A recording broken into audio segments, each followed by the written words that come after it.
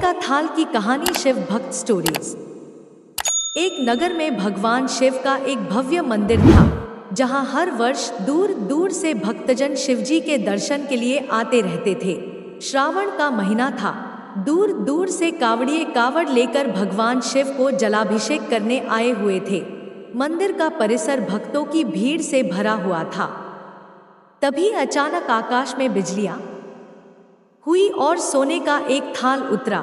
उसी के साथ एक भविष्यवाणी हुई कि जो कोई भगवान शंकर का सच्चा भक्त और प्रेमी होगा, उसी को यह थाल मिलेगा।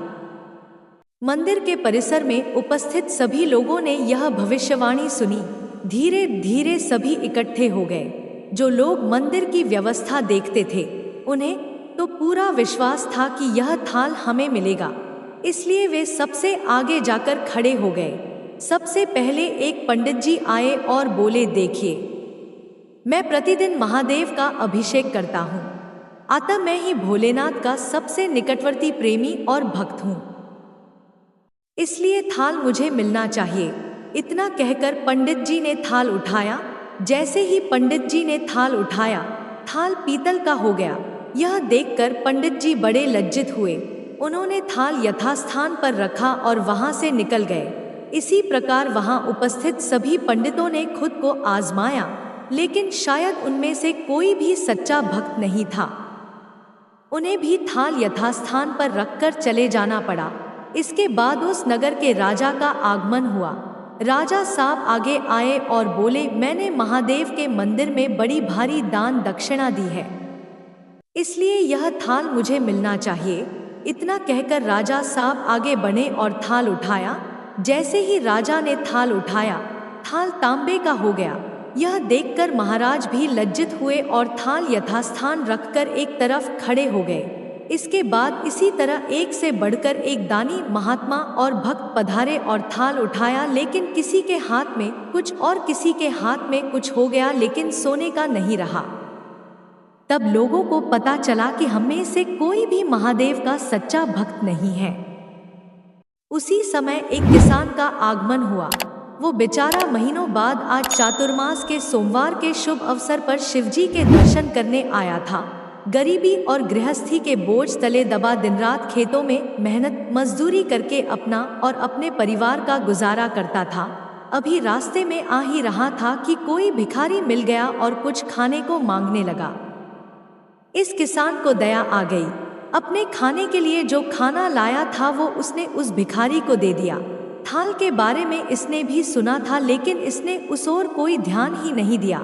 सीधा मंदिर में गया और महादेव का पूजन करके बाहर आ गया। परिक्रमा करके जाने को हुआ, तभी पीछे से एक व्यक्ति बोला, भाई, तुम भी थाल को उठाकर देख लो, हो सकता है तुम ही वह सच्चे भक्त हो जिसके लिए यह थाल आया है।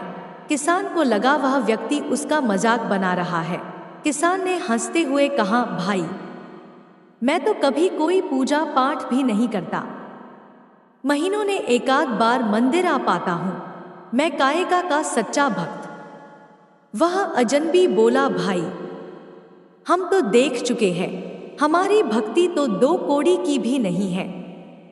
अब तुम भी अपना हाथ लगाकर देख लो, सोने का थाल मिले न मिले, किंतु पता चल जाएगा कि तुम्हारी भक्ति में कितनी सच्चाई है। लोगों के बहुत आग्रह करने पर आखिर उस भोले भाले किसान ने जाकर थाल उठा ही लिया। जैसे ही उसने थाल उठाया, लोगों के आश्चर्य का ठिकाना नहीं रहा। सोने का थाल रोशनी से चमचमाने लगा। यह देख सब लोगों में खुशियों की लहर दौड़ गई। सभी लोग उसके जयकारे लगाने लगे और पूछने लगे कि भाई, तुम ही सच्चे भक्त हो, अब हमें भी बता दो कि कैसी भक्ति करते हो जिससे महादेव तुमसे इतने प्रसन्न है। तो किसान बोला, भाई, मैं कोई भक्ति नहीं करता, मैं केवल दिन भर खेतों में काम करता हूँ और थोड़ा समय निकालकर जरूरतमंद लोगों की मदद करता हूँ। इसके अलावा मैं कोई विशेष कार्य नहीं करता।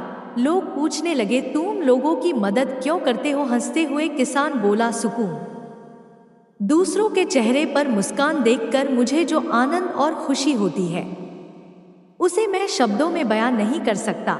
शायद यही कारण है कि महादेव मुझसे खुश है। इसलिए हमेशा याद रखें, सत्कर्म का आरंभ भी आनंद से होता है और अंत भी आनंददायक होता है। दुष्कर्म का आरंभ भी दुख से होता है और अंत भी दुखदायक होता है। आप सैकड़ों मील की यात्रा करके भी दूसरों का दिल दुखाते हैं तो आपकी वह तपस्या, साधना और महादेव का दर्शन धूल के बराबर है।